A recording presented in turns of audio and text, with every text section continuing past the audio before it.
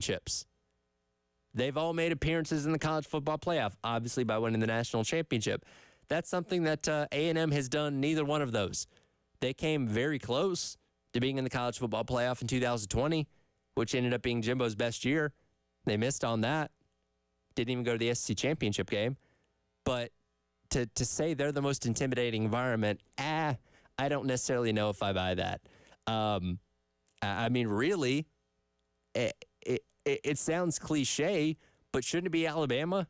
If these are the measures that we're going off of to decide who the number one most toughest place to play is, wouldn't it be Bryant-Denny? If you're looking at attendance, winning streaks, and prestige? I mean, I go back to what I said a moment ago, where A&M 64-22 since 2012 at home at Kyle Field. You want to know what Alabama's done since 2012 at home? 79-4. Yeah. And 4 national championships during that time frame as well. You know what I mean? So it's like you're really hard-pressed to tell me that Kyle Field's more intimidating than Tuscaloosa, right? And again, I feel like it's cliche, but doesn't Alabama kind of deserve it at this point? And they were already dominant when the last game came out in the summer of 2013, and they've kept being dominant since then. So I feel like you got to kind of throw them a bone, right? It only makes sense to me. Some people will say LSU deserves to be number one. When we think of very intimidating environments, a lot of people will quickly point to a night game in Death Valley as perhaps the toughest thing any road team could face, and it's hard to argue with that as well. Again, they're number 3, and again, I think you can kind of split hairs between them and Alabama. Ohio State, good atmosphere. I don't know if as many people would say it's the most intimidating necessarily. Again, I've not been to Ohio Stadium. Maybe you have. Maybe you have a different opinion on that. It's just not one that gets brought up as much. I think Sanford at number 5 is respectable. Again, I've been to many games at Sanford Stadium. Very loud, very raucous. The way the stadium's designed is a little different to where the noise can escape, because the west end zone's a little more open to where it's not kind of this funnel of noise as, compared to some places like, Tennessee or LSU or something like that. But I think 5 is certainly respectable. Penn State with the whiteout at 6 and Beaver Stadium, that's good. Wisconsin, they got the tradition. They have a very good winning percentage, by the way. They're the winningest team in the college football playoff era that's never made the playoff. Obviously, they sell out pretty much every single home game. You got jump around and all the things they do up there. So that makes a lot of sense. I don't really have a problem with most of the teams on this list and where they end up respectively. Now, again, every fan base is going to feel like they've been snuffed outside of Texas A&M, being at number 1. But I'd say for the most part, this list is pretty respectable overall. I just think many people, including myself, disagree with putting Texas A&M at number 1. And for a large part of yesterday, this was the reason why people were talking about Texas A&M. But as the day wore on, people were talking about Texas A&M for a much, much different reason. You know exactly what that is, and we will dive into that coming up here in just a moment. But reminder, tomorrow morning, 9 until 12, 542 Knox Abba Drive, right here in Casey, across from across from the high school over there, Firehouse Subs. Gamecock Central Takeover Hour at Firehouse Subs from 9 until 12. Myself, Wes, and Chris going to be out there. Come by and see us. Get a delicious Firehouse Sub. We'll have T-shirts. We'll have koozies, the whole 9 yards. You can come and get as well. But it's going to be a great time out there with our friends over at Firehouse Subs in Casey again tomorrow morning from 9 until 12. Let's talk about Jim Schlossnagle, because a lot's transpired since the last time we talked yesterday. That's coming up. Extra Point Tyler Head with you on your Wednesday here on The Game.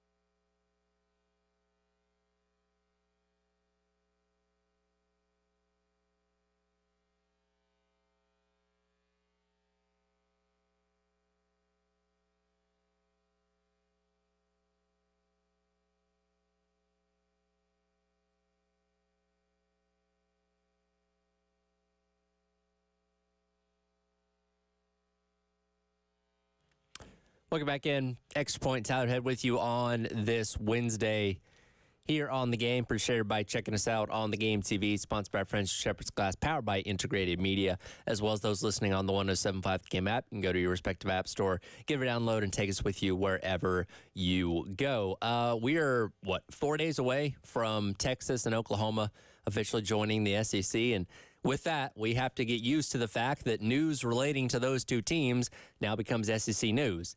And yesterday, the Texas baseball head coaching search seemed to wrap up pretty quickly. So it was announced on Monday in the lead up to the Game 3 of the National Championship College World Series final between Tennessee and Texas A&M that David Pierce, the head coach at Texas for the past 8 seasons, had been let go. He had made it to 3 College World Series in those 8 years, but for a program with a prestige and history like Texas has, it's not good enough. And they said, you know what? Going into the SEC, which is already and long been the toughest conference in all of college baseball, made even tougher now that they set a record of 11 of 14 teams making it into the NCAA tournament. They said, we need somebody better to lead this program going into this new era of Texas baseball. And like so many people, I read all the hot boards, the speculation on who it could be and who they were talking to and all this kind of stuff, because I expected this to, last for a couple days, right? To the point where I'm sitting on my patio yesterday. I was reading through what Kendall Rogers of D1 Baseball had for his, projected, candidates list, and I had actually written out this entire segment that I'm talking about right now with all the speculation of who it could be. Could it be Tony Vitello? Could it be Jay Johnson? Could it be Wes Johnson? All these names are on this list and every plausible scenario and all that kind of stuff. And I spend half an hour, probably more, writing this segment out. And as soon as I get done with it, I hop on Twitter, and what do I see? Jim Schlossnagle, former head coach of Texas A&M, making the jump an hour or so up the road to Austin to become the new coach of Texas. Well, first thing I did was delete my segment that I had spent so much time fleshing out because it was no longer relevant. And then I immediately thought, that is a 180 turn from what we heard the last time Jim Schlossnagle was in front of a microphone after the national championship on Monday. And if you didn't hear it, I'll play it for you again. Cut number 1 here, Dave. Here's Jim Schlossnagle when asked a question about the rumors of him possibly going to Texas on Monday night after the national championship.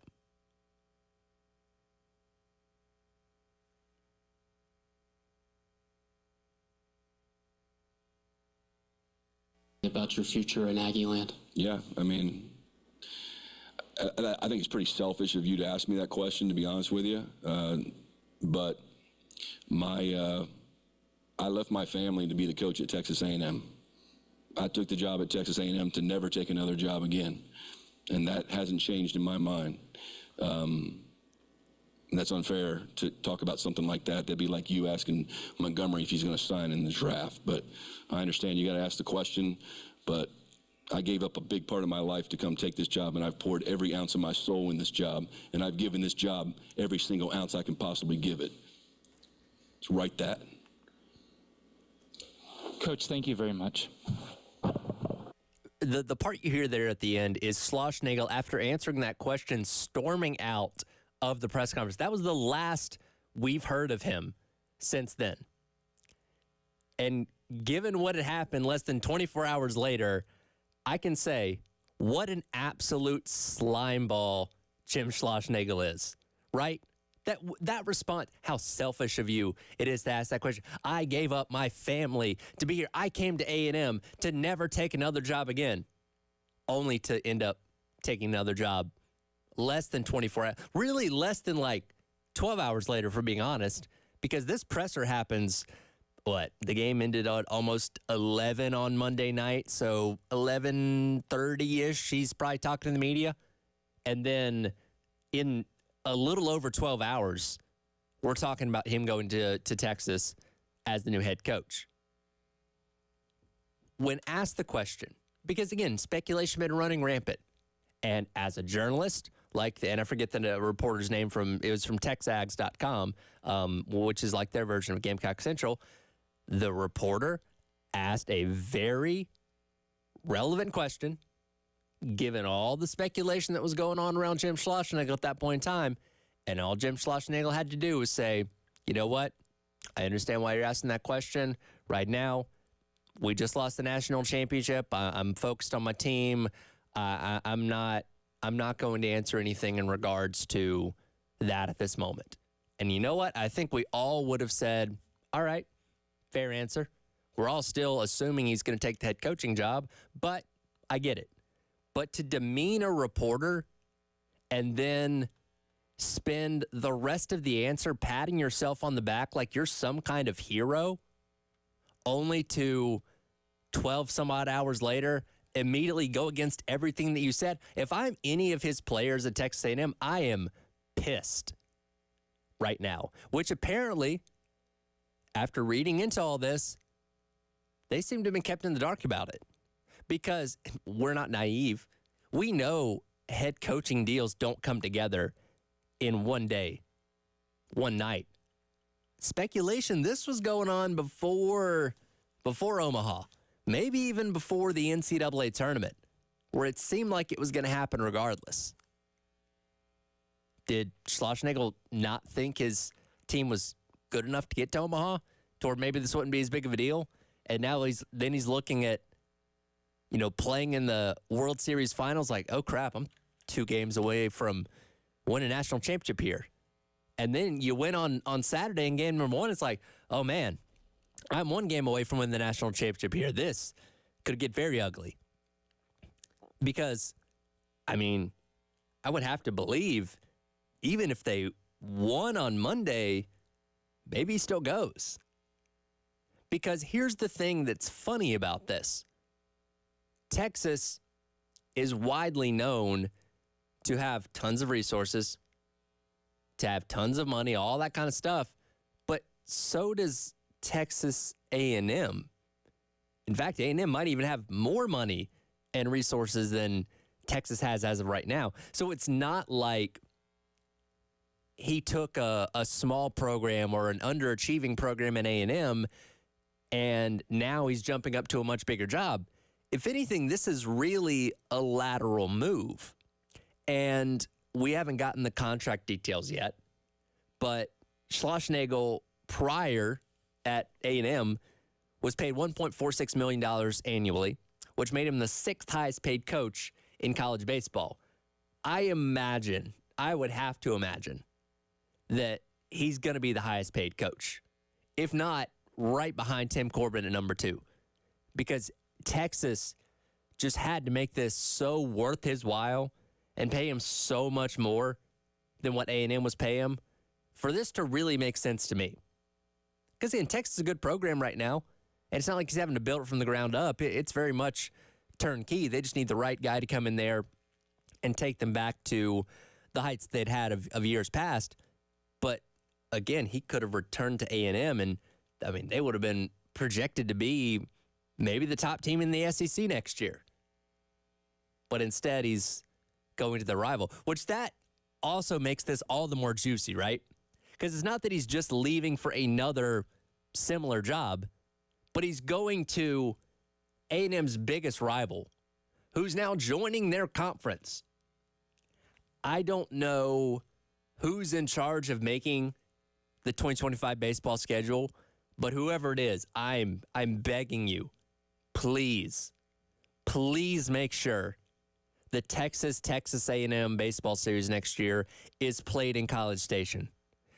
From a purely entertainment standpoint, I need to see that happen. Oh my, they are going to be ready to burn Jim Schlossnagle at the stake. It is going to be so entertaining to watch those very rightfully upset Texas A&M fans, which, by the way, if you haven't checked out the TexAgs message boards, they are melting as we speak. People are talking about lawsuits. People are comparing it to national tragedies. Like, it is, from an entertainment standpoint, it is 10 out of 10. And the vitriol for Schlossnagle is only going to grow. I thought I was excited for the football game after Thanksgiving in November. I'm even more excited for baseball when spring rolls around because this is going to be appointment television, no doubt about it. I got a lot more thoughts on Schlossnagle and other coaches that have said things that they knew they were lying about as the show goes along. It is Wednesday, though. Got to talk some racing. We'll do that coming up next with Jen Jensen, recapping a wild, wild day at New Hampshire on Sunday. But again, we got plenty more to get to with Schlossnagle. Do not worry about that. It is the Extra Point. Tyler Head along with you on your Wednesday here on the game.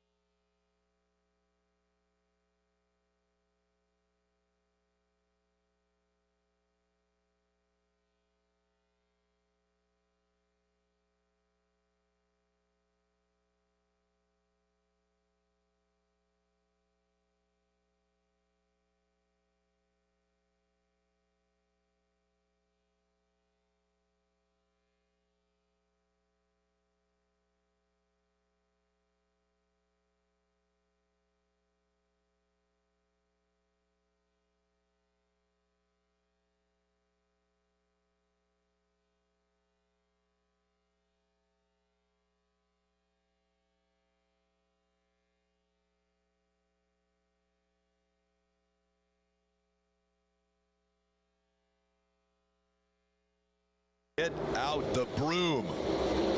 The fight for second continues between Stewart-Haas drivers. A little contact made there, but it's going to be Bell who sweeps the weekend. Christopher Bell, what a day he has done. Bell wins in New Hampshire. How about that, boys? Loud sweep 2024. Welcome back in. Extra Point, Tyler Head along with you here on The Game.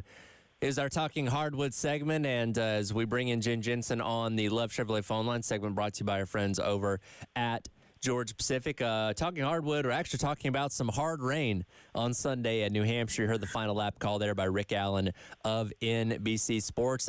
I knew we were going to have the 6 hours at the Glen with IMSA on Sunday. I didn't know we were going to have the 6 hours at New Hampshire, but that's what we ended up getting with the Cup Series.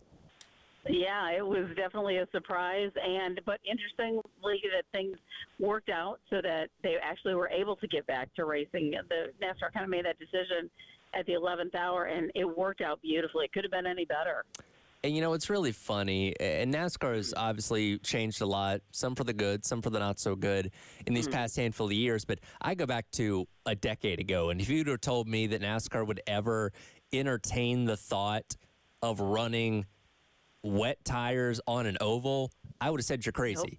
It seemed like road courses were the only place they would ever do it, and even that was a slow adaptation process to get us to the point where we are today. But with the next-gen car, NASCAR felt like it was a plausible thing. Start trying this on some of the shorter, flatter ovals like Martinsville, Richmond, places like that. New Hampshire falls in that category. So when rain came in with 82 laps to go, we had to wait a little while, but NASCAR eventually got the cars back out there on the track, and were able to finish the last 82 laps, albeit in wet conditions, but certainly chaotic and entertaining 82 laps they were. It truly was. And again, those, what are we calling them now? Because it was, it's been wet weather tires, it's been rain tires. Now they were calling them damps. So it's like, okay, what vernacular are we using to talk about those tires? But they provided great racing, and it was fun to watch, like John Hunter Nemechek kind of diving in on the grass sometimes, and they were all searching for puddles just to cool the tires down, but they were great racing tires. They absolutely were, and I love the fact that we get to watch, the best drivers in the world go out there and adapt to an unknown condition, an unknown element. And again, a guy like Christopher Bell, who's one of the most talented guys in the Cup Series today, was able to come out on top in a track that he's very, very good at. I will say I didn't like NASCAR doing so much hand-holding in this scenario, where they were telling teams when to pit, when they could take tires, couldn't take tires. And, like Larson was saying, hey, I feel confident enough to put slicks back on this thing. Let's do that. They're like, no, you have to stay on the wet tires. And this is a process. I get it. When we started doing this on road courses, NASCAR was very, strict in the early going. But as time went on, they loosened things up. And now when we have rain on road courses, it's truly up to the teams when they want to pit, when they want to put on dry tires, all that kind of stuff. And from what Elton Sawyer, the VP competition, said after the race, it sounds like that's what they're going to try and do, as this continues to happen in the Cup Series on ovals. But that was the one problem I had on Sunday, was they were very, very much in control of what was going on more than letting the teams decide. Yeah, and I think the teams know best what they need to do. Drivers know their abilities and their skill sets, and it's certainly not a liability by any means. I mean, if a driver chooses to be on slicks, even though there's still a little bit of water on the track, okay, that's their call. They know what they can do, what they can't do, and let them race. I mean, I think that's when you put it into the team's hands, I think that's even better instead of it just being granimalized. Well, Christopher Bell, it's no surprise he won in New Hampshire because that is just his personal playground. Second Cup Series win, undefeated there in the Xfinity Series, winning there again on Saturday. And, he's had a very interesting season. He won the race earlier on this year at Phoenix. They kind of went through a down period where they just weren't able to finish anywhere consistently. But when you go back to the funny enough rain-shortened win in the Coke 600 a couple weeks ago, I mean, he's now on a streak of 5 straight top 10s, including those 2 wins, and he's moved himself to second in the playoff standings with those 3 victories, as well as the playoff points that he's accrued so far. And when you look at the similarities between New Hampshire and Phoenix, again, a track that he's already won at earlier on the season, I mean, we could be looking at him making his 3rd trip to the Final Four, maybe even winning his first championship this year. Yeah, he is certainly solid, and because of all of the rain elements, it's like I'm just wondering, are he and his team going to be doing rain dances? Like, okay, come on, bring on the rain because it works for us. Well, I will say you're going to be hard pressed to find too much rain in the desert in November, so Right. I don't quite know if that was going to work out for them. Yeah, probably not. Probably not. But no, he has really become quite the contender, and it's been fun to watch the progress of the team and just see how well they're doing. Yeah, absolutely. And, again, they've steadily gotten better over these past couple of weeks. And Jacobs Racing as a whole, we obviously know they're contenders on a week-in, week-out basis. And Christopher Bell, much like everybody, the deeper you get into your Cup Series career, the more you kind of come into your own. And, he won his first race back in 2021, added a couple more wins, 22, a few more last year, now up to 3 wins this year. So he's steadily, positioning himself as one of the guys to beat really kind of every week now. 100%. And it was fun to kind of watch some of the finishes this week because names that maybe haven't been in the top 10 quite as much, seeing Chase Briscoe in there. Chris Buescher has been coming along and in his season so far, but to see John Hunter Nemechek, man, he was a powerhouse and somebody to contend with for sure. I mean, my gosh, he was 2 laps down at some point, and then all of a sudden to come back and make a top 10 run. Yeah, absolutely. And you mentioned Chase Briscoe there, and Christopher Bell started off the weekend in a very unique way by inadvertently spilling the beans on who was going to be replacing Martin Truex Jr. in the 19 car next year. And we knew that Chase Briscoe's name was the heavy favorite, but hearing it basically come out of Bell's mouth on Friday when talking to the media, it was only a matter of time. And I thought Jacobs Racing hilariously did the right thing in having Christopher Bell formally announce it yesterday at the press conference that, yes, indeed, Chase Briscoe is going to go to the 19 car next year. But it was funny, though, when Kyle Larson kind of jumped in on the fun and was like, oh, my buddy Chase Elliott, because it wasn't specified as to which Chase initially was going in Christopher Bell's tweet. So, yeah, it's fun to have the world's worst secret come out, and I'm really glad. And I'm glad about the fact that with Truex's team, they're keeping the crew chief. Nothing's going to change. So it's a solid team, even though they've been having some bumps this year. I think that's still going to be a really good setup for Chase. Yeah, absolutely. And I look at Chase Briscoe as a guy that won a ton of races in the Xfinity Series, probably should have won the championship that year, didn't quite go his way. But he's a guy that's proven himself and really done a good job of being one of the best guys at Stewart-Haas Racing through this kind of slide they've had these past couple of seasons. And I'm very excited to see what he's going to be able to do in top-of-the-line equipment like the 19 car next year, where I do expect him to win multiple races and, be a playoff contender. Yep, and who knows? He can end up getting his first win this year. But I am with you. I'm really looking forward to that, and I think Josh Berry's been coming along, so it's going to be fun where he ends up landing for next year. Well, funny enough, and we learned this at the end of last week, that Haas isn't exactly going away. They're going to rebrand as the Haas Factory Team, which sounds very much like the Washington football team, if we're being honest. But they're going to keep one of their charters. It's just the other 3 that are going to be going elsewhere. And I would lean towards Cole Custer probably taking that spot. But if they wanted to hang on to Josh Berry, I wouldn't be overly shocked by that either. No, I agree with you. And it's interesting how that came out. Like, was that the plan all along? Did we have buyer's remorse or seller's remorse? Like, what changed in the plan to come up with that factory team? Yeah, definitely an odd situation, and I don't know how competitive that team's going to be or what kind of manufacturer support they're going to get. But again, they're almost kind of reverting back to the old Haas CNC days of the early 2000s, where they had the number 0 net zero Pontiac and Chevrolet. Maybe they're kind of reverting back to their original form. Well, that could be. I'm still good to have Tony Stewart somehow involved in NASCAR. I know he's been moving on and doing all of the drag racing and all of that, but I still like to see that his hand is in somewhere in NASCAR. Absolutely, and we'll see if maybe he gets back into the fold some other kind of way. Nashville coming up this weekend, gonna be a hot one, but should be a fun one. One of my favorite tracks on the schedule. Some good races since NASCAR's started going back there a couple seasons ago, and we'll break that down next week, and then we'll be able to preview your favorite race of the year, Chicago Street Race, next weekend. Yeah, totally looking forward to that, man. The setup's been going on for a couple of weeks already, and sure the people who aren't NASCAR fans in Chicago are hating every minute of it. Absolutely. We'll talk about that next week. Appreciate it as always, Jen. Thanks so much. We will hit some of your texts coming up next. A lot of you weighing in on the EA video game and the toughest places to play. We'll dive into some of those as well. And again, get back into some of the Jim Schlossnagle conversation coming up in hour number 2. It is the Extra Point. Tyler Head along with you on your Wednesday here in the game.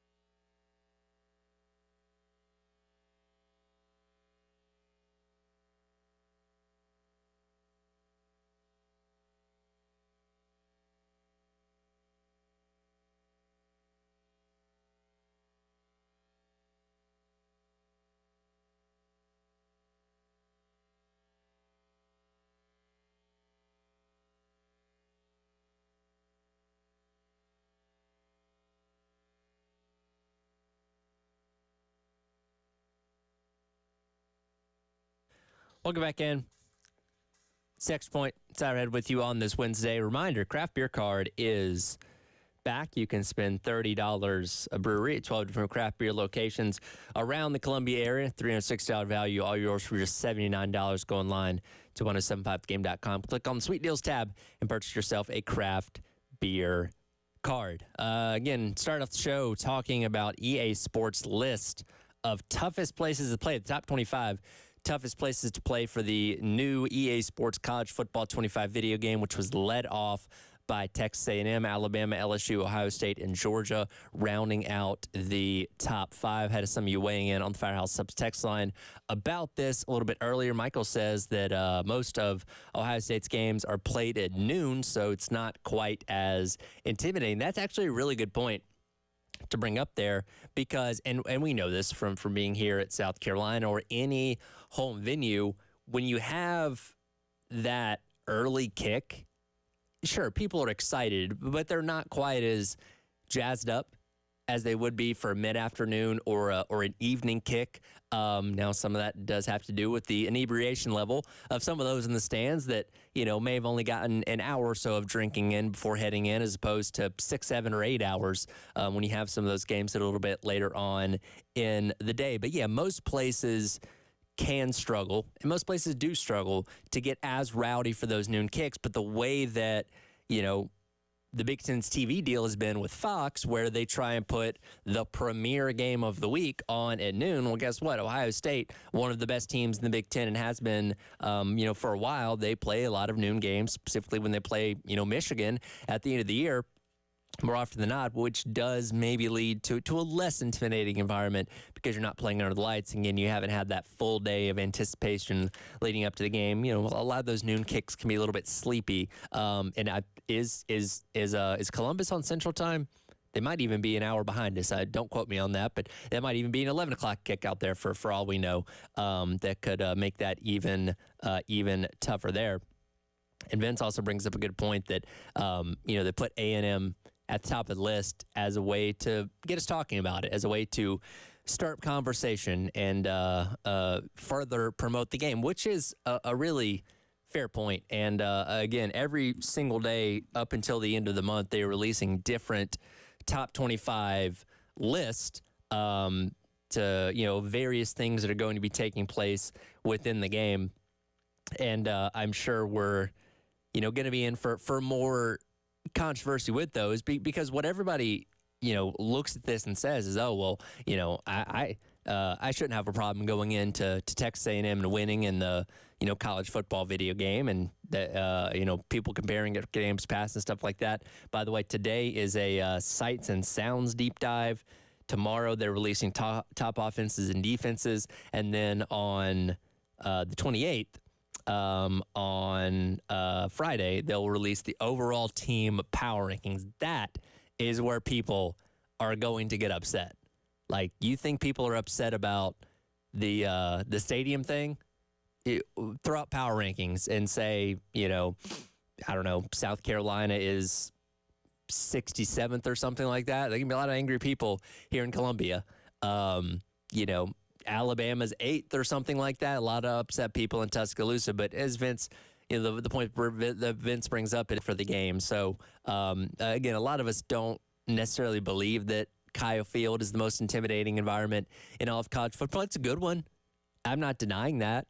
Again, they have, 100 some odd thousand people. They have their traditions with the yell leaders and all the rebel calls and the swaying side to side and all that kind of stuff. That's cool. Again, when you look at the numbers, though, it doesn't necessarily translate to them this being this unstoppable force at home. Again, 64-22 at home since they joined the conference, 24-20 since they, in that same time against just SEC opponents alone. So if it is the most intimidating environment in college football, it's not helping them win more games than maybe they should. But, we'll see. So if you're playing the new EA Sports College Football 25 video game and your schedule takes you to Kyle Field and College Station, you might have chalk that one up for a loss. And I hope that, like in games past, where you're lined up on offense before your play, and you can hit, was it R2, where you can view what the schematics of the player are going to be, what routes your receivers are going to run, the blocking scheme for your offensive line, all that kind of stuff. And in the old games, when the crowd was loud enough in an opposing stadium, it blurred the lines of what you were looking at. So you can't see the exact route that your receiver is going to run or where your guard is going to pull or whatever it may be because the stadium is so loud. So I hope we kind of have that same environment in there. And when you're playing in your home stadium, you can pump up the crowd and all that kind of stuff that, I hope we see make its return to the EA Sports College Football 25 video game. But again, based on their rankings at least, College Station and Kyle Field is going to be the toughest place to play in 2025's edition of the game. Plenty more to get to in hour number 2 of the Extra Point. Again, we'll re-rack the Schlossnagle conversation and talk about some other coaches that have been less than honest about future jobs in the past. But coming up next, I want to dive into the media poll. As we're getting close to SEC Media Days, where do we think the consensus is going to be for South Carolina in the now 16-team SEC? We'll dive into that and much more coming up in hour number 2 of the Extra Point. Tyler Head along with you on your Wednesday here on the game.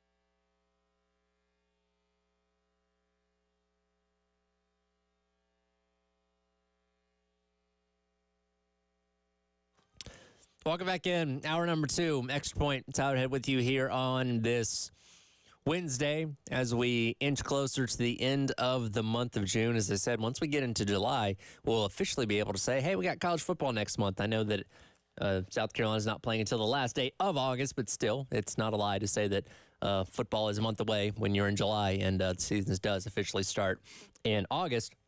Before we get there, though, and we're right at 2.5 weeks away from it, get SEC Media Days out in Dallas. Yes, Dallas welcoming in the new members of the conference in Texas and Oklahoma, which, by the way, I don't know if you've been watching the SEC Network, and maybe, I don't know if it's on the entire time, but at least when the Feinbaum show is on, they have the little countdown clock in the top left of the screen of the hours, minutes, and seconds until Texas and Oklahoma officially join the SEC. I don't know if that's like a tongue-in-cheek thing or not. But I mean, it's a big deal. Obviously, I don't know if we need a countdown clock for it when the clock strikes midnight on, June the 30th. But we'll get our formal introduction to those teams as members of the conference, which I think they're all having their individual own celebrations. But obviously, we'll hear from Sark and Venables and their players at Media Days in Dallas in a couple weeks. Beamer going to be a part of day number 1. South Carolina kind of leading things off there in Dallas. So we'll hear from him right off the jump, as well as whatever players he decides to take. And I'll be interested to see which players those are to speak on this program and what this season is going to be coming up. I think we're all looking forward to the ability to finally talk about football type of things. We've spent so much of this offseason, talking about NIL, talking about the future of college football, college sports in general, structure, bargaining, paying players, all these kind of things that once we get to Media Days, we can really focus on the X's and O's. And there'll be some NIL-related questions and things like that thrown in there, I'm sure. But we can really focus on the football aspect of things as we get closer to the start of the season. One thing that happens every single year, at the end of the week, the collection of media in attendance at Media Days gets to cast their votes for the preseason All-SEC teams, as well as the media poll, where, based on the collective opinions of everybody there, they decide, okay, here's what the SEC standings are going to look like when the season's over.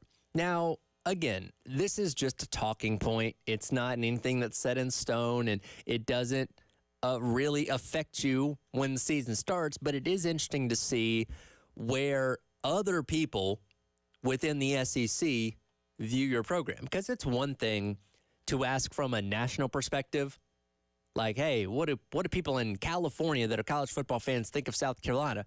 And probably not much. Same thing with, Arizona or Michigan or something like that, and they probably don't look at South Carolina with too much fanfare.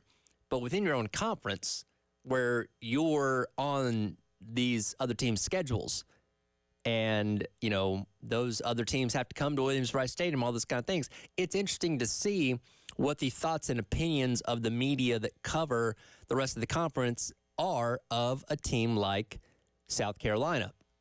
Should it matter? Not necessarily, but we all crave acknowledgement, right?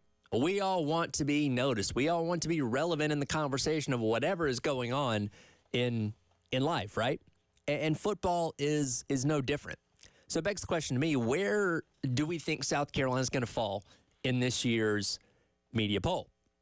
Which, by the way, it's different this year, and they've had they do have a full list of the 1 through 14 from years past, but really it's been split up between the East and the West, basically saying, okay, well, Georgia's going to win the East and Alabama's going to win the West or whatever it's it may end up being. But this year it's going to truly be a 1 through 16. There's going to be no split because divisions are gone. So we can truly say, X team is, 5th in the SEC or Y team is 9th in the SEC or whatever it may be. So again, I'm curious to see where South Carolina falls in this discussion. By the way, in the Beamer era, so for the 3 prior SEC Media Days, 21, 22, and 23, the media has never accurately predicted where South Carolina was going to finish that season. Back in 2021, as you might expect, they were picked to finish 6th in the East. Because, again, that was a program that had a win total projection of about 2 to 3 wins, and a program that it was suffering under Will Muschamp the year prior, which is why he got fired. And Beamer had never been head coach before. Well, they went out there and slightly overachieved. They finished 5th in the East, so beat that. The next year, they were picked to finish 5th in the East. They proceeded to finish 3rd, highlighted by that big one against Tennessee in their final conference game of the 2022 schedule. And then this past year at Media Days, they were picked to finish 3rd. They ended up finishing 6th. 5-7, obviously missing a bowl game. We know the story all too well here. So the trend is that South Carolina is chosen to be status quo from the year before, at least in the Beamer era.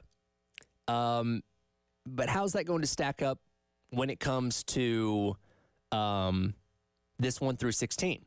So if you look at it from a season ago, and yes, this was split between East and West, but based on the point totals, South Carolina, based on the actual standings in the SEC last year, South Carolina would have ended up 11th out of 14 teams in the SEC. If you want to throw in Texas and Oklahoma, because they are joining the conference, they would be higher than South Carolina. That shouldn't come as a shock to anyone. That would mean that South Carolina is 13th out of 16 teams based on last year's standings. So, and based on history in the Beamer era, at least, is that where South Carolina is going to end up? I think it's very possible.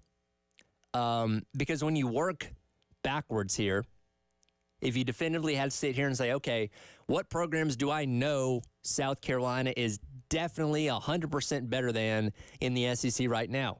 You'd say Vanderbilt. Duh.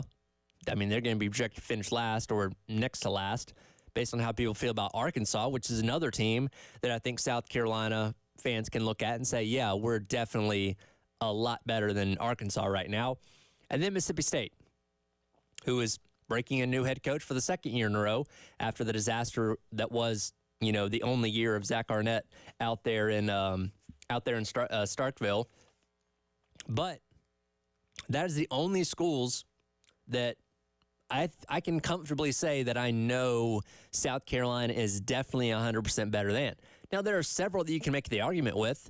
Florida, obviously, a team that has gotten the best of Carolina the past 2 years, including here at home last October.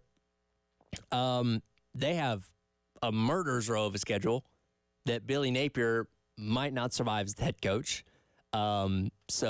And they don't show up on Carolina's schedule this year. So that's a team that could finish behind Carolina just because their schedule is certainly very, very hard. A&M has a new coach, but the funny thing about them is they weren't like this downtrodden program. They were okay, but they were not elite. They were not great, which is why Jimbo Fisher got fired. That is a team that South Carolina is going to have to face, head-to-head this year. But if Carolina finished ahead of A&M in year number 1 over Mike Elko in College Station, and nobody's going to sit here and say, oh, my God, didn't see that coming. Auburn is a team that overachieved in year number 1, and I don't think you can make a strong argument against South Carolina being definitively better than them right now. I think they are going to quickly become one of the better teams in the SEC just because Hugh Freeze is that good of a coach, and we know that out there on the plains. Kentucky has lots of turnover this offseason. South Carolina's gotten the better of them the past couple of years. We'll see them in week number 2 to lead off SEC play up there in Lexington. So, you might be able to say that Carolina is the better program than them when the season is, said and done. So based off of that, you put Carolina's ceiling maybe at like 10th and the floor at 13th. Again, this is just the media poll. I'm not saying this is what the season's going to look like. I'm just kind of gauging where I think people will view the South Carolina team in the middle of July as we get closer to the start of the season. Obviously, when we're talking about preseason projections and rankings, men's basketball definitely proved that you can use that as chip on your shoulder, a rallying cry. Say, hey, nobody believed in us. Everybody thought we were going to be literally at the bottom of the SEC, and they went out there and proved them wrong. And that was kind of the consistent storyline the entire season, especially once you got into conference play with Lamont Paris's crew. Like, man, here's a team that everybody expected to be last or dead next to last in the SEC, and they're up there fighting for the regular season championship. In the last week of the regular season. Could there be the same thing for football? We'll see. Again, I'm not going to make any strong arguments about South Carolina being in the top half of the SEC, and I don't think many people will either. Now, the funny thing about the media poll, and you can go back and look from years past, is they'll put like an asterisk next to each team's name, how many first place votes they got in years past for their respective side of the conference, but also now for the conference in general. And look, some people, whether they're not being serious or just having fun or whatever it may be, everybody gets first place votes. Like, there's going to be some people out there that vote South Carolina as being the first place team in the SEC. Those people are the exception, certainly not the rule, because Vanderbilt gets first place votes every single year, which again is utterly ridiculous. But again, when it all balances out, when it's all said and done, I think South Carolina probably falls in people's eyes somewhere between that 10th and 13th range. And again, if you're Shane Beamer and you're looking for bulletin board material, they might just serve it up to you on a silver platter. They might say, "Yeah, we don't think you're very good, coach. We think you're going to be 12th in the SEC out of 14 teams. Go 5-7 or 4-8 or whatever, and miss a bowl game again." Okay. And that's when you clip out that paper and you stick it on the bulletin board and say, "Prove them wrong." That's what people think of you. Let's go out there and prove them wrong. So we'll see what people's thoughts on South Carolina are when the media days not only roll along, but come to an end here in a couple of weeks. And that wasn't exactly easy, trying to project where South Carolina was. Is it easy to pick the teams at the top? Not necessarily the case either. We'll dive into that and who's going to be projected to come out on top in the SEC and be near the top as well. Coming up, it is the Extra Point. Tyler Head along with you on your Wednesday. A reminder again tomorrow from 9 until 12, Gamecock Central takeover at Firehouse Subs, 542 Knox Abbott Drive in Casey, right across the street from Brooklyn Casey High School. Come on, see us, enjoy a delicious sub, grab a T-shirt, koozie, just hang out, talk some sports. Be a good time, as it always is with our friends over at Firehouse Subs. Again, tomorrow morning, 9 to 12, out at the Firehouse Subs, just down the road from us here in Casey. More Media Day and poll projections coming up. Extra Point on your Wednesday here in the game.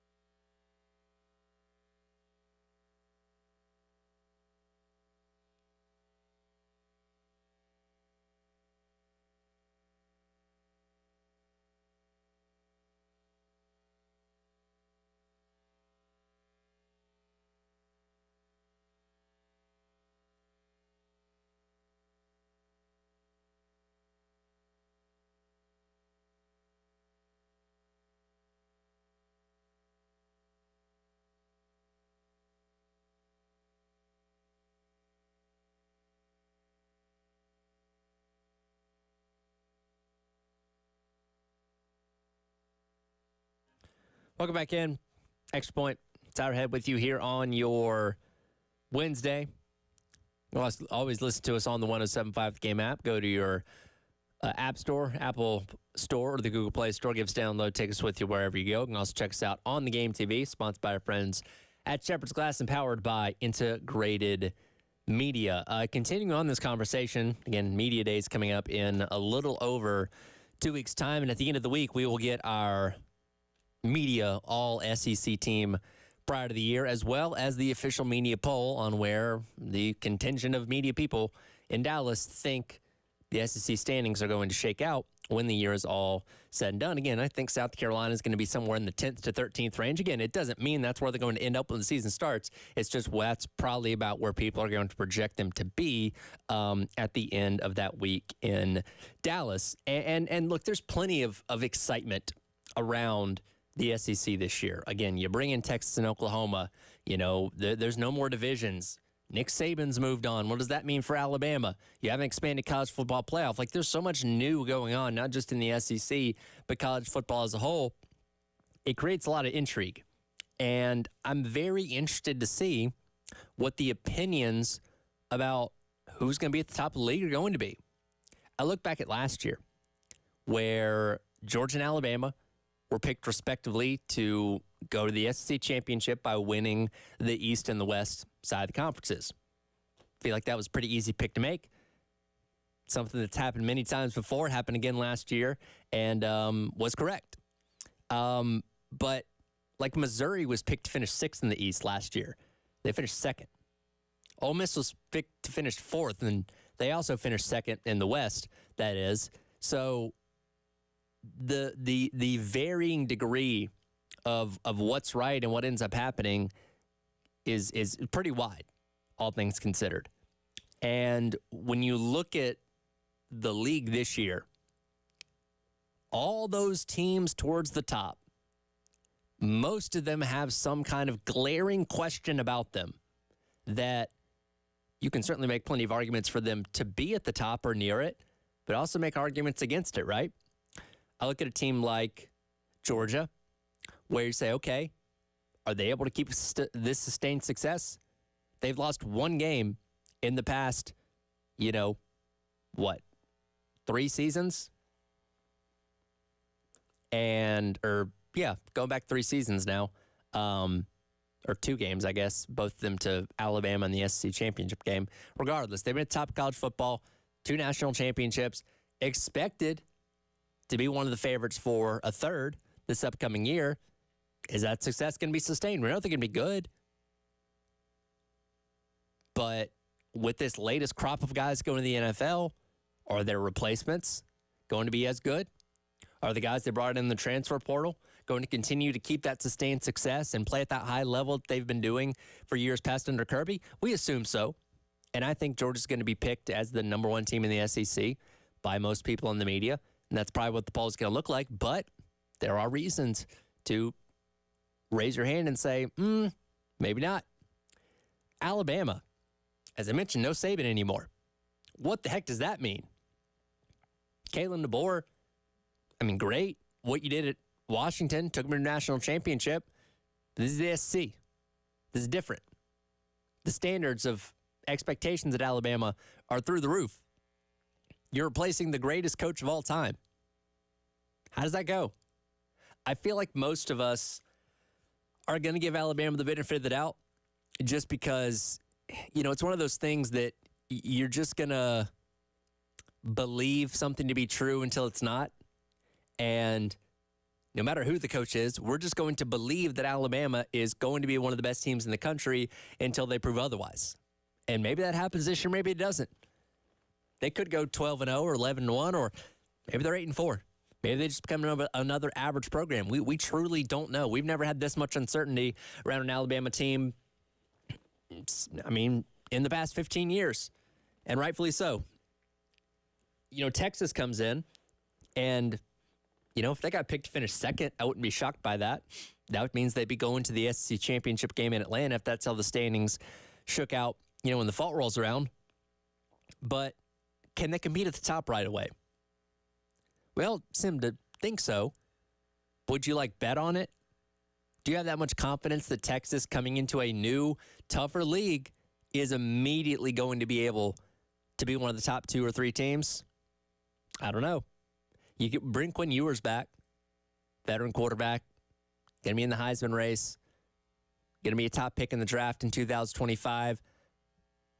Did lose some key pieces, like Xavier Worthy, his favorite wide receiver. They brought in guys from the transfer portal. Played good defense a season ago, so reason to be excited. But, again, how does it translate? We'll see. Ole Miss, it seems like an easy team to put in your top 4, right? And I've said this with a lot of confidence. I got them in my playoff. Like, if I'm just penciling teams in right now, I'm putting Ole Miss in with a lot of confidence. But because they've done everything right this offseason. Transfer portal, retaining guys like Jackson Dart, the whole 9 yards.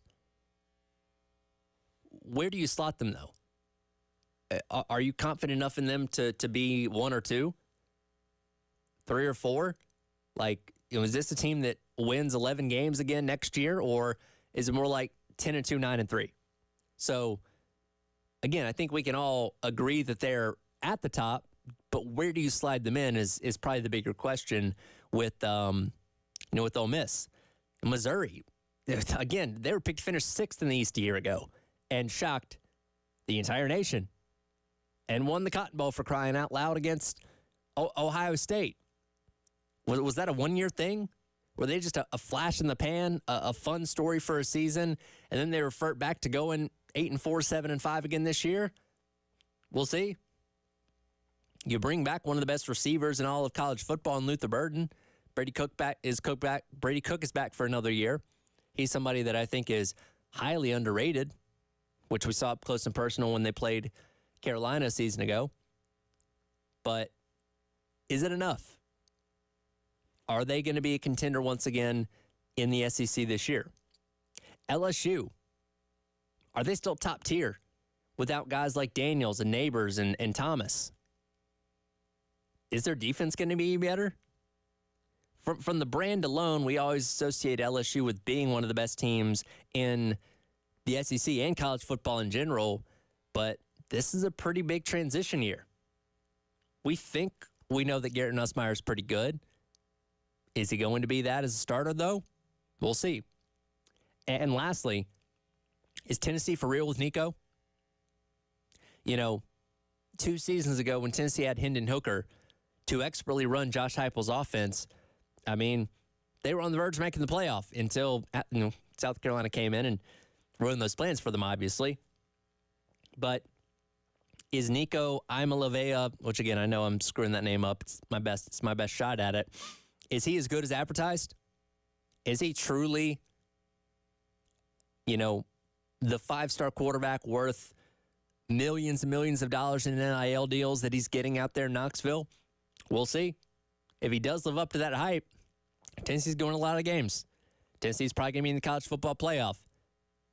Where do you slot him in the media poll before the season starts? That's a great question. Again, it's all done for the sake of conversation. It's all done to just gauge where people think these programs are. But I'm more intrigued by this year than I have been in years past. So I'm going to be interested to see what the thoughts and opinions of the immediate contention of the SEC are going to be at Dallas here in a couple weeks. All right, we're going to get back into it. Jim Schlossnagle straight up lied on Monday night about his future out there in College Station. Now he is soon to be introduced as the new head coach of Texas baseball. Where does his lie rank with some of the other blatant lies head coaches have told us about future employment in years past? We'll dive into that coming up. It's the Extra Point. Tyler Head on your Wednesday here on The Game.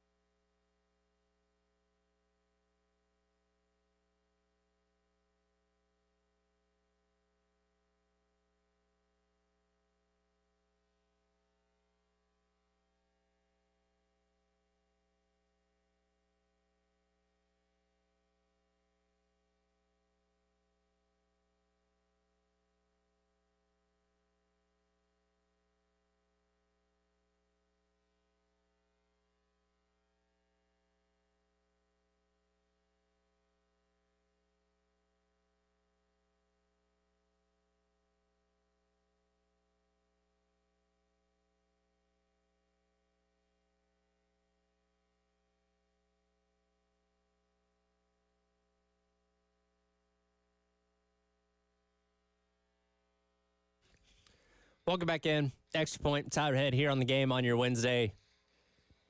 It is indeed time to dive back in the Jim Schlossnagle conversation, who again is set to be introduced very soon as the new head coach of the Texas Longhorns baseball team.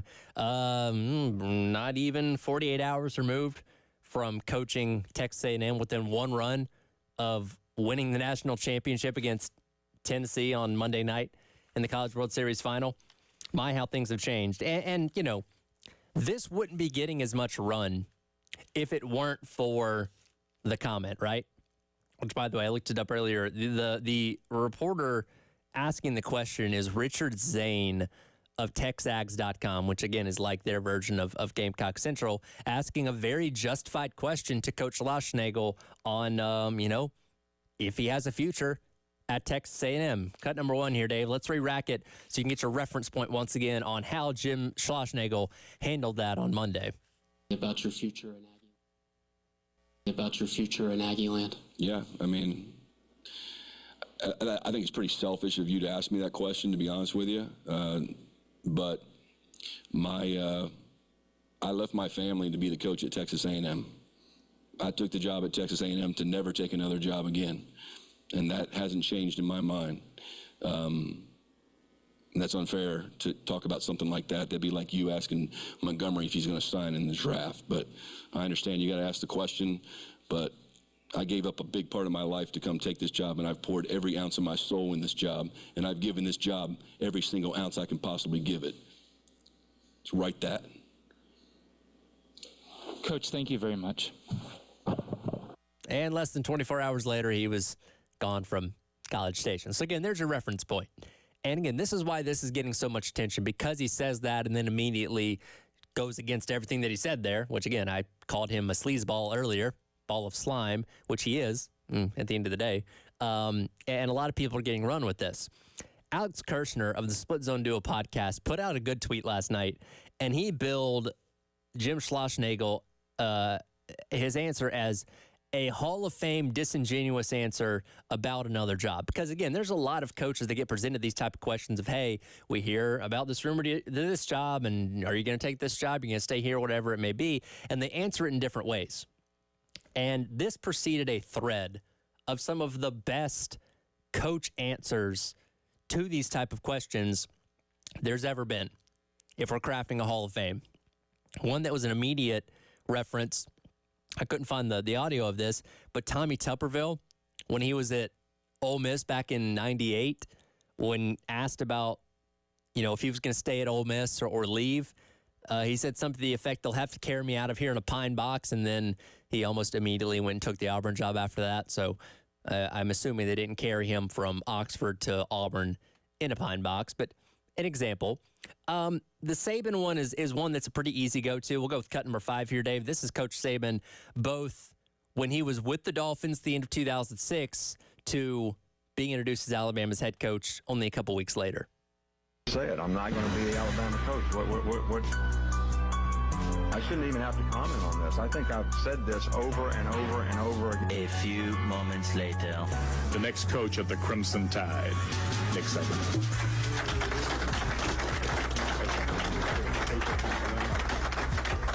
Thank you very much. I can't tell you how pleased and honored I am to be your coach at the University of Alabama. Now, see, that one's really bad from the standpoint of he directly acknowledged, I'm not going to be the head coach of the University of Alabama, knowing full well that he was going to be the head coach at Alabama very shortly thereafter. So that one's always going to be kind of looked at towards the top because some just kind of deny acknowledging it at all. Here's Jimbo Fisher, cut number 7 here, Dave. Back at Florida State in 2017, when the rumors began to swirl after they had fired Kevin Sumlin at Texas A&M, that Jimbo Fisher might actually go take that job and leave Tallahassee. Here's his response to that. Jimbo, obviously you made it a point that you're not going to comment on jobs with us. Mm-hmm. What do you tell your players? Because they're interested. No, just like that. We're playing, controlling what we can play. We're getting ready to play this week in ULM. Now I'm being here coaching you right now, so let's go. And, I'm sorry. No, we're going to be ready to play. And also, to your fans, because you can speak to the fans. When is it the right time to talk about jobs? I'm not going to speak about jobs right now. So you can go the deny aspect and just try and push it further and further away. Not that people are going to stop asking about it, but that at least doesn't incriminate you as badly because you don't have the direct quote of saying, well, I'm not going to take that job, or I'm committed to staying here, or whatever it may be. So, Jimbo's answer there wasn't necessarily the most, the most offensive. Bobby Petrino, right? We could be here all day. His lies could encapsulate like an 8-part series of, documentaries on everything that he lied about in his coaching career. That's still going, by the way, because he's just a pathological liar. But perhaps no lie was as egregious as what he told Falcons owner Arthur Blank back in 2007 when his name started popping up as possibly taking the Arkansas head coaching job. Cut number 6 here, Dave. So I said to Bobby, tell me what you want me to tell him. Tell me what you're feeling. He said, I remember him standing up, reaching out and shaking my hand, saying, you tell him you have a coach. I said, okay, I'll tell him that I have a coach. So played Monday night. I can't remember who it was against. We lost the game. And then later that evening, I was sitting up in bed. I was watching Coach Petrino up at the University of Arkansas doing the pig suey thing. This is all within a 6-8 hour span. So I was sitting in bed, actually. I was watching that, and after throwing up all over the place, so not literally, but, it turned out that, that he had decided that was what he was going to do before, and he went to do it. So it's one thing to lie to the media, right? Where you have a pool of reporters asking you questions, but it's another thing when, you're behind the scenes. You're having a one-on-one conversation with your boss, in that instance, Arthur Blank, the owner of the Falcons there, and you say, no, Coach, I'm committed. I'm not going anywhere. I'm staying here. And then, now, I think Arthur Blank's timelines will be messed up. It was not 6 hours after the Falcons lost that Monday night game. It was, I believe, later on the next day when he was introduced as Arkansas's head coach. But still, a very short turnaround from saying, no, Coach, you have a coach in me. Don't worry about that, to doing the woo pig suey thing in front of the Arkansas media very shortly thereafter. That one's always going to be at the top for me because, again, it's just one of the many lies that Bobby Petrino told over the course of his entire coaching career, but specifically, one to, the owner of the team that I pull for in the NFL. Some coaches also just grossly exaggerate things to imply, well, there's no way I'd ever leave, right? Brian Kelly, let's just go back to a couple seasons ago. Number 9 here, Dave. Brian Kelly, at Notre Dame, for reference, this was 8 days before he took the LSU job in reference to if he would ever leave Notre Dame. I think Mike Tomlin had the best line, right? Unless that fairy godmother comes by with that, $250 million check, my wife would want to take a look at it first. I'd have to run it by her. Thank you. Yeah. That should have been a dead giveaway, right?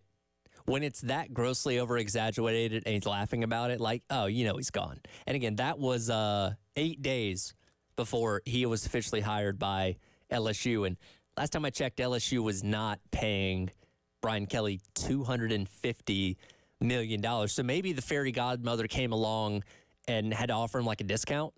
Hey, I don't have $250 million, but will you take this percentage instead? And he thought, yeah, that's good enough. I'll go to Notre Dame I'll go to LSU and leave Notre Dame behind. That's a pretty solid number.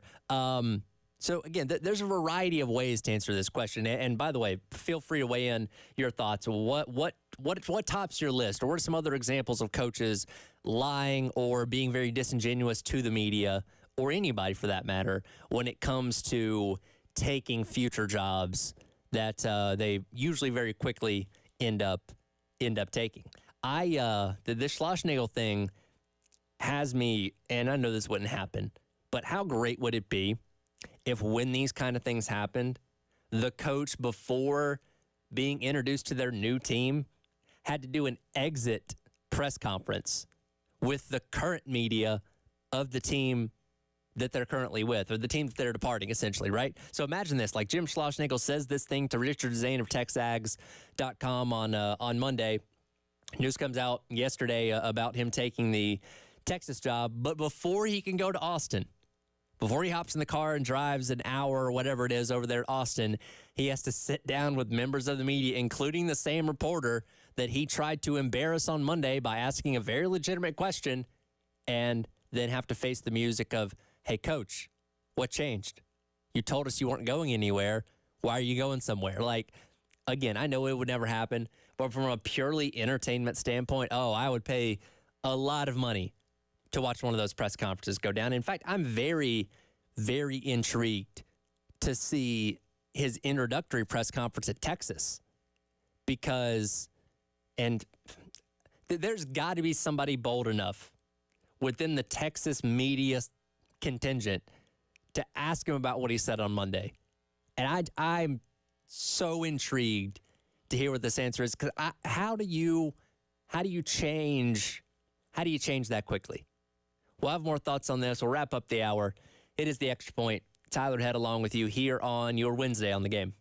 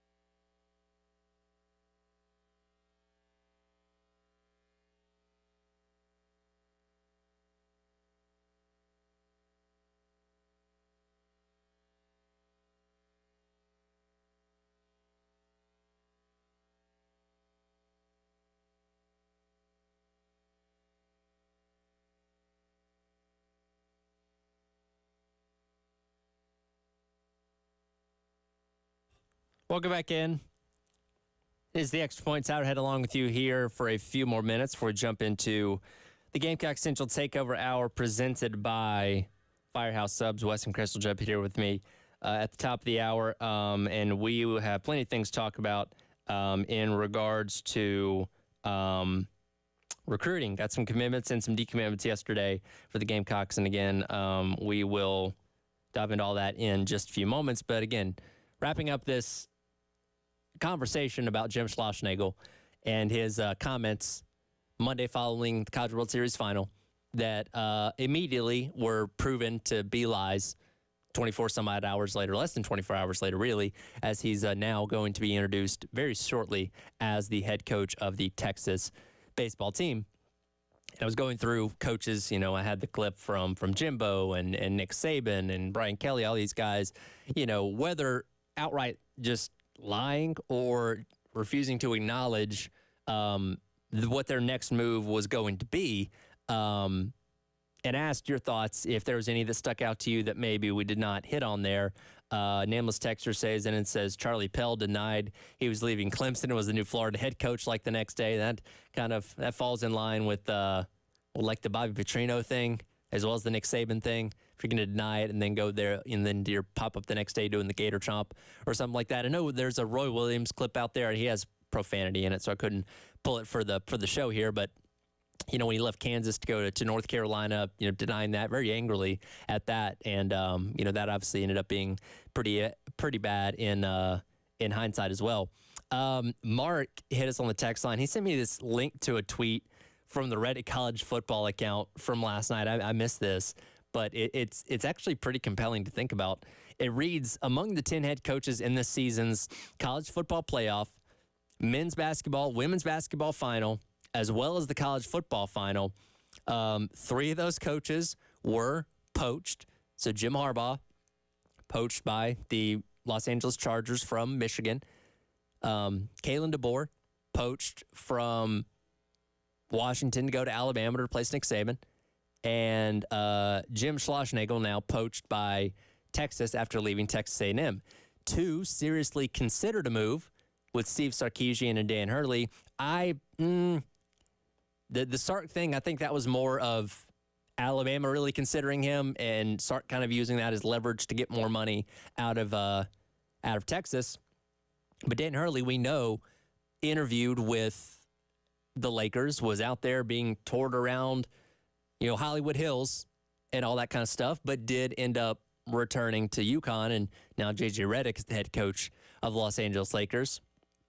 2 coaches end up retiring with Saban and Bluter, and then you have 3 that stayed with Don Staley, Painter, and then Tony Vitello with Tennessee.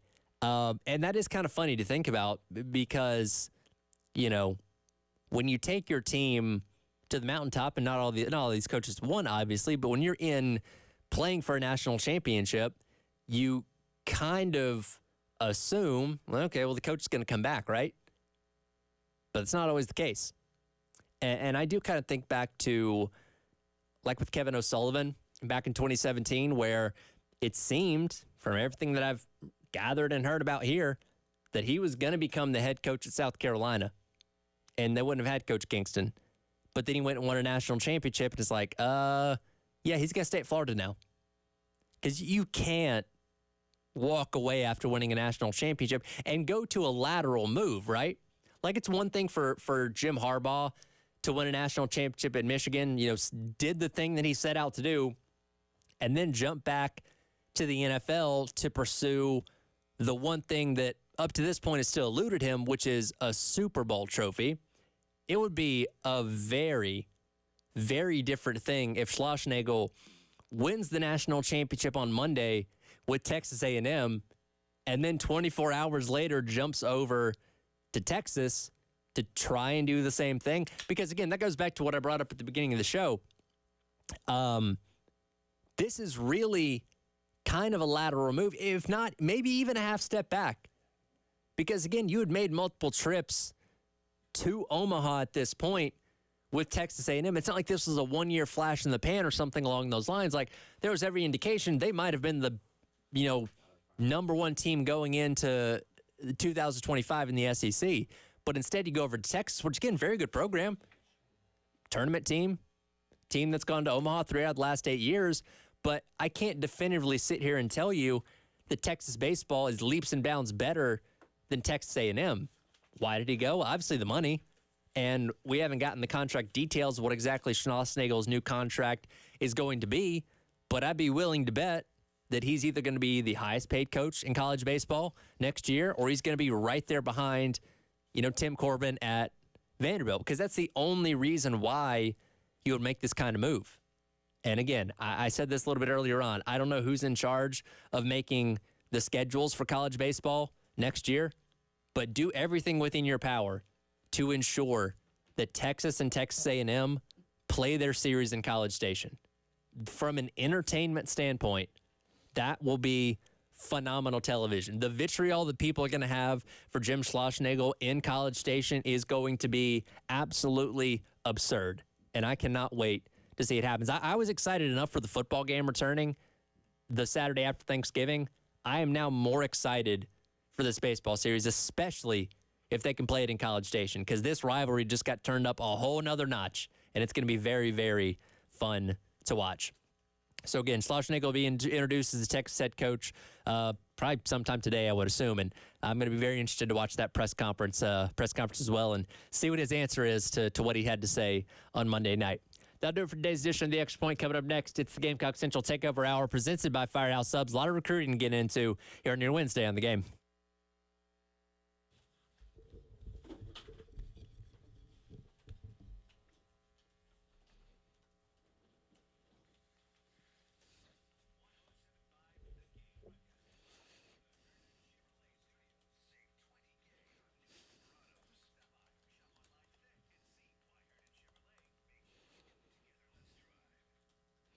Tell you about one of our outstanding partners here as we lead into the Gamecock Central Takeover Hour, and that is our friends over at Integrated Media. Michael and Nathan run a local company right here in the Midlands that can help do anything you need at your home or your business from an audio-visual standpoint.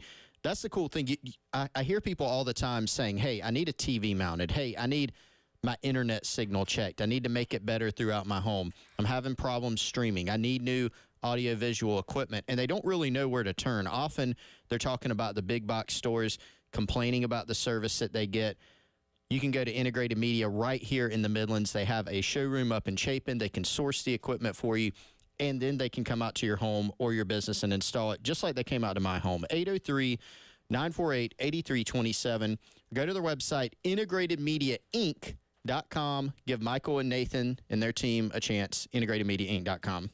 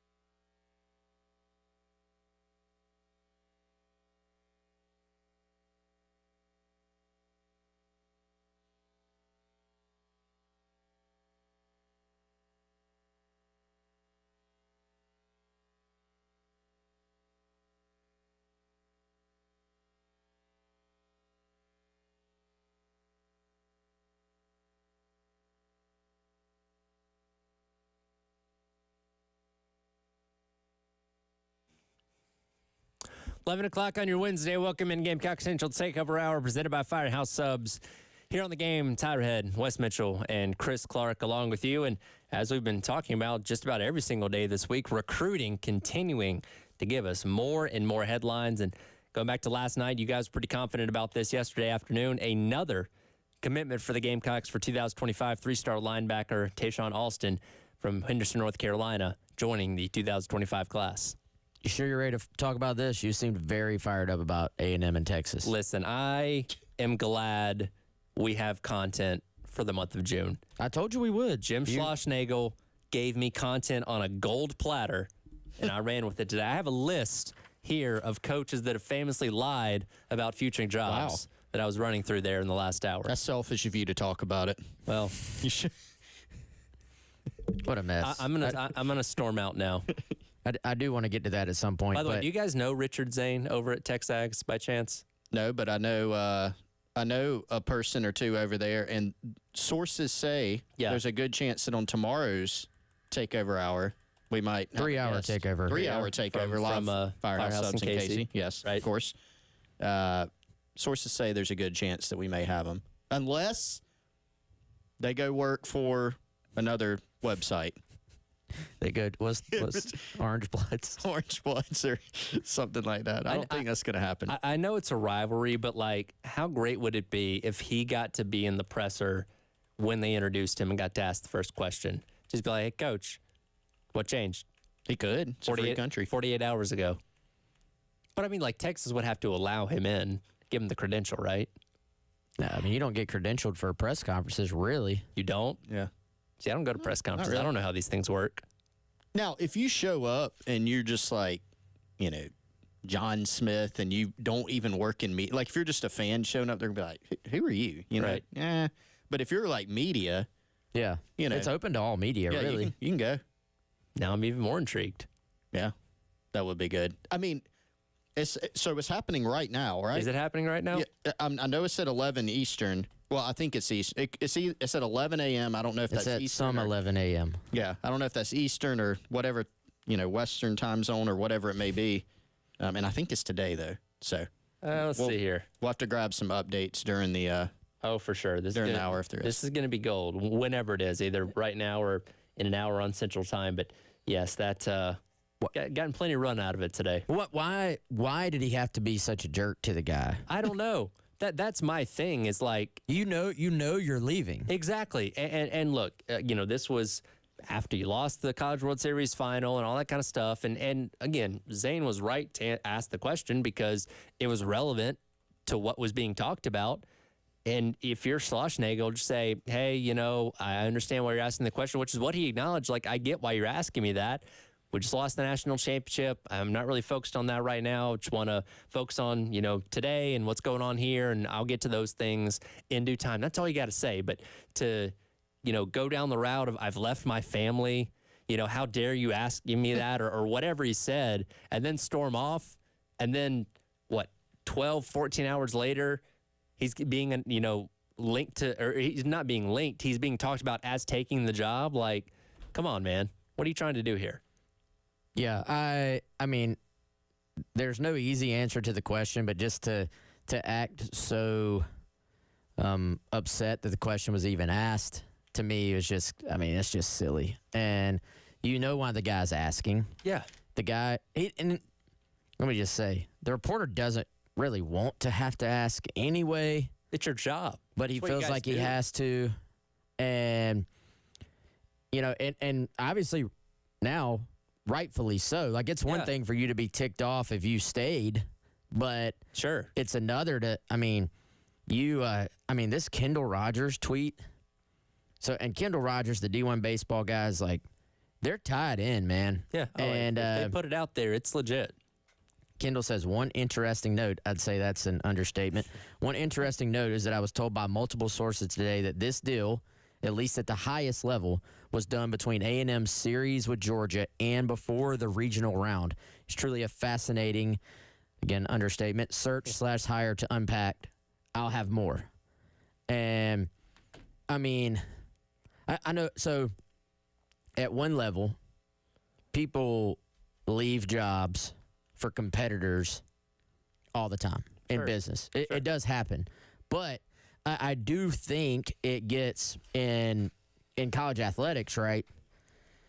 It's a little bit different because that big salary you're making is directly, maybe not directly, but in a lot of ways is funded by those same fans who are now ticked off. Like, I think if you're sitting there, the people you're relying on to support your program, both with passion and energy, but also financially, that ultimately trickles down to you as the head coach. And you supposedly have known you were leaving, allegedly, and to go to a school right down the road in the same conference, yet you've been recruiting supposedly for A&M. Like, how could you be doing your job recruiting for A&M if you're about to be at Texas in the SEC in literally a matter of days after the season? It's a good question. Did he not think this A&M team was, like, good enough to go all the way this year? Because, like, it's one thing if they got bounced in, the regional round. And then, a week or so later, he's getting announced as the Texas head coach. But, like, to go from being 2 runs away from winning the national championship to now going to your now in-conference and biggest rival and take their head coaching job, that's a major twist. And I kind of linked it back to, like, 2017 with O'Sullivan, right, at Florida, where it seemed like all indications he was going to be the South Carolina head coach, but then won the national championship and obviously stayed at Florida after that. It's like if A&M wins on Monday, does he still leave? Does that keep him around? Like, I can't confidently say that he doesn't leave, but maybe he stays. I don't know. Yeah, what else? What else would he have gotten by winning? The difference in, like, support or a contract extension or whatever, maybe you get a little bit more if you actually win the thing, but you got there. Yeah. So it's not like, one thing that's come up is their stadium project, right? That's come up. It's come up that Trev Alberts, when he got to A&M, he let a bunch of people go in the athletic administration. Yep. And one of those was a guy that Schloss was close with and was a big baseball advocate, so he wasn't happy about that. But, it could be that the biggest thing was just literally, I don't know this for sure, obviously, kind of speculating, but we do know because it's been reported that Chris Del Conte, the AD at Texas, and Schloss they're very close. They're worked together at TCU. Worked together at TCU for a while. And so I think that's probably the biggest thing. Maybe it comes out behind the scenes at Schloss, they didn't, the stadium project was dragging along or this or that. It's hard to say that Texas is like that much of a better job than A&M. From a baseball standpoint. I would say A&M's a better job right now based on what you've just been able to accomplish. And, yeah. Well, historically, Texas is really good. Historically, Texas has been better. But where these two programs sit at the moment, and Texas is still good. Yeah. They're a tournament team. They made 3 Omahas in the past 8 years. But, A&M is, I'd say, better where we sit right now. Well, and, the thing is, how would you not look at that team if you're in the dugout? How would you not look at that team and be like, we could win it all this year like that?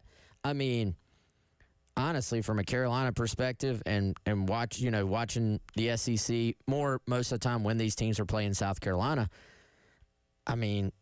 Tennessee and A&M were probably the 2 most complete teams I saw in the SEC, and that ended up being obviously, good enough to be the 2 most complete teams in the country. Like, I thought, we talked about this earlier this week, I thought for one of the few times you maybe got the 2 best teams in the final, which doesn't really always happen in baseball. And so to have 1 foot out, I can't buy into the fact that, you don't have enough support at A&M. You haven't even been there that long, and you're going to Omaha, and then you're going to the final. Yeah. Clearly, you have some level of support, from an administration and a fan standpoint that puts you in a position to win. Like, don't pretend that you're doing more with less. Right. At Texas A&M.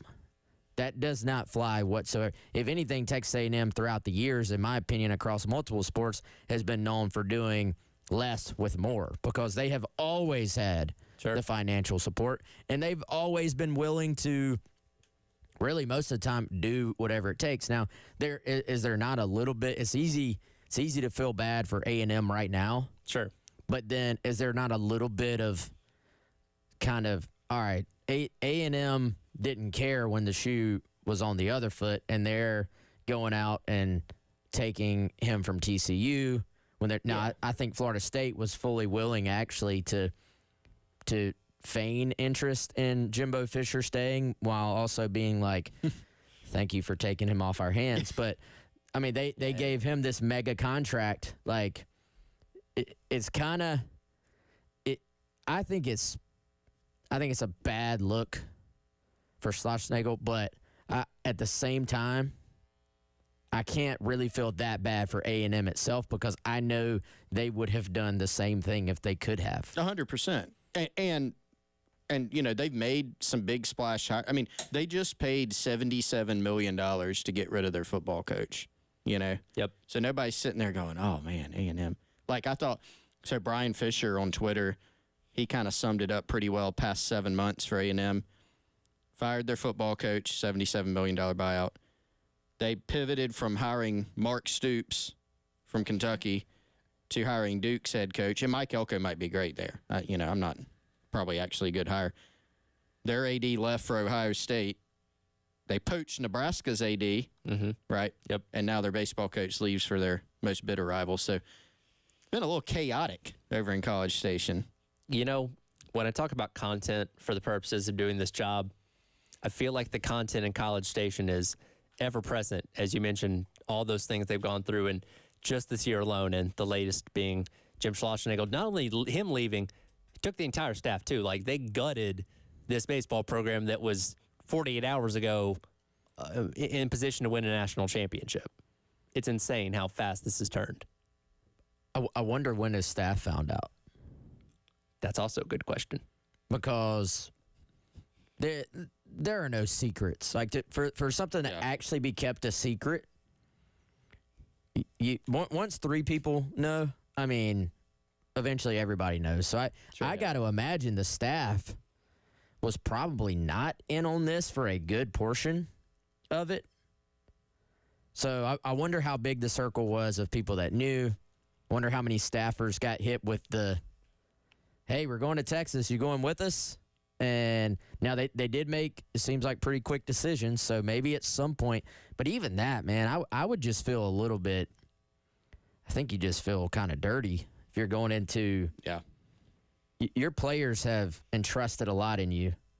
You're going into a chance to win a championship, which etches you in history for your program. And this dude, your coach, your leader, obviously at least has a little, I'm not saying he can't multitask, but at least some of his thoughts are on what he would do on day one at your conference rival and in-state rival.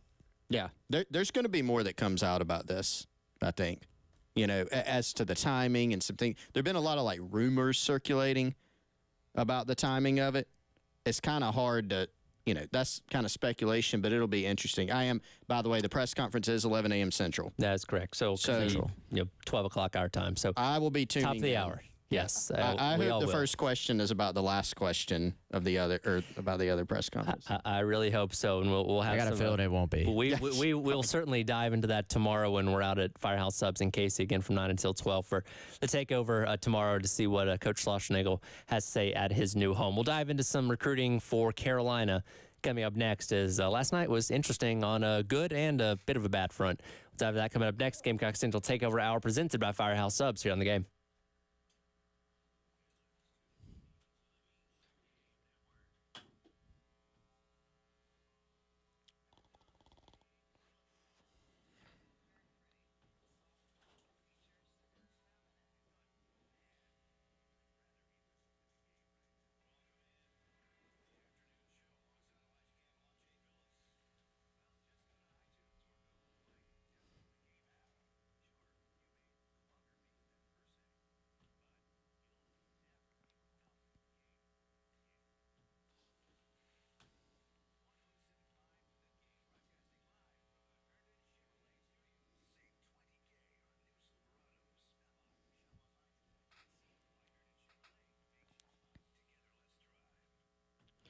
Another one of our outstanding partners here on the Gamecock Central Takeover Hour is our friends over at Krantz Cooling and Heating. Since 1983, a family-owned and operated HVAC business right here in the Midlands, KrantzCooling.com. That's Krantz with a K, cooling with a K, KrantzCooling.com.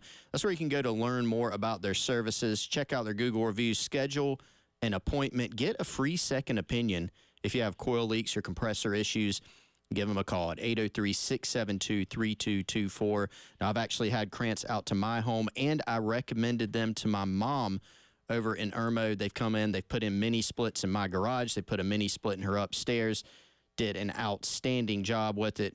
Highly recommend them for any HVAC needs. Again, KrantzCooling.com. That's Krantz with a K, cooling with a K, or 803-672-3224. Give them a call today for any of your HVAC needs.